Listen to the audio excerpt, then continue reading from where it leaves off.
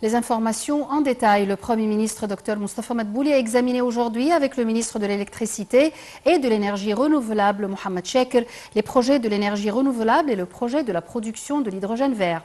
À cet égard, le Premier ministre a mis l'accent sur l'importance qu'accorde l'État aux projets en exécution dans le domaine de l'énergie et aux efforts déployés afin d'attirer plus d'investissements locaux et étrangers, surtout les projets de l'hydrogène vert. Au cours d'une réunion avec le ministre de l'Électricité, le Premier ministre a examiné les accords et les mémorandums d'entente signés en marge de la COP27, notamment en ce qui concerne l'hydrogène vert. Au cours de cette réunion, M. Chekr a souligné que le projet du complexe d'énergie solaire Bemben est l'un des projets les plus importants mis en œuvre dans le domaine de l'énergie nouvelle et renouvelable en Afrique. Chekr a également évoqué les événements liés à l'hydrogène vert en marge de la COP27, dont la signature d'un accord cadre pour les projets de production d'hydrogène avec 9 développeurs.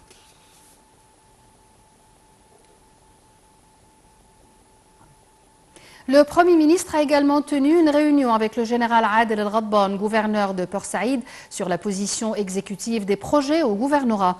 Au cours de cette rencontre, le gouverneur de Port Saïd a passé en revue les propositions d'aménagement de la zone du Triangle qui apportera un revenant pour l'État, tout en préservant la dimension sociale des résidents dans cette région jusqu'à la mise en place d'un complexe civilisé.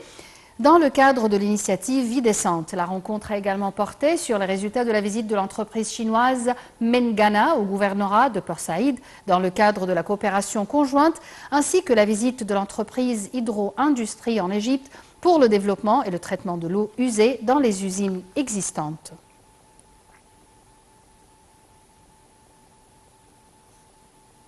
Le ministère des Affaires étrangères a affirmé que l'Égypte a réalisé un bond sans précédent dans le domaine de la protection et de la promotion des droits de la femme.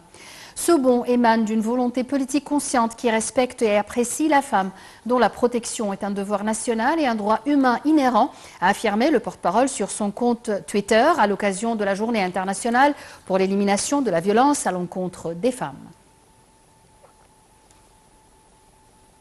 Les réunions de la session plénière du Parlement arabe ont commencé aujourd'hui au Caire pour discuter d'un nombre de questions dont la principale est la cause palestinienne.